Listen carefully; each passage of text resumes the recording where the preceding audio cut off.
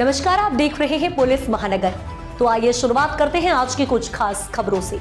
महाराष्ट्र में इन दिनों बारामती प्लेन हादसे में डिप्टी सीएम अजित पवार के निधन के बाद से ही राजनीतिक उथल पुथल मची हुई है।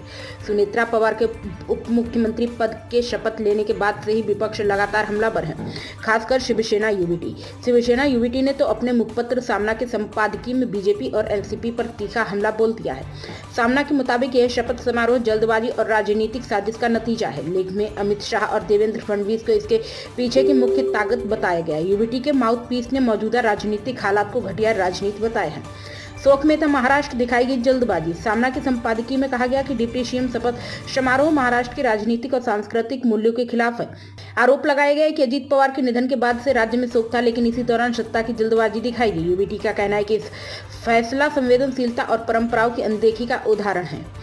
संपादकीय में सुनेत्रा पवार को उप मुख्यमंत्री बनाए जाने पर भी सवाल उठाए गए। सामना का कहना है कि यह पद उनकी व्यक्तिगत काबिलियत या राजनीतिक अनुभव के आधार पर नहीं दिया गया। लेख में तंज कसते हुए लिखा गया कि यह नियुक्ति पूरी तरह सत्ता संतुलन और अंदरूनी जोड़ तोड़ का परिणाम है।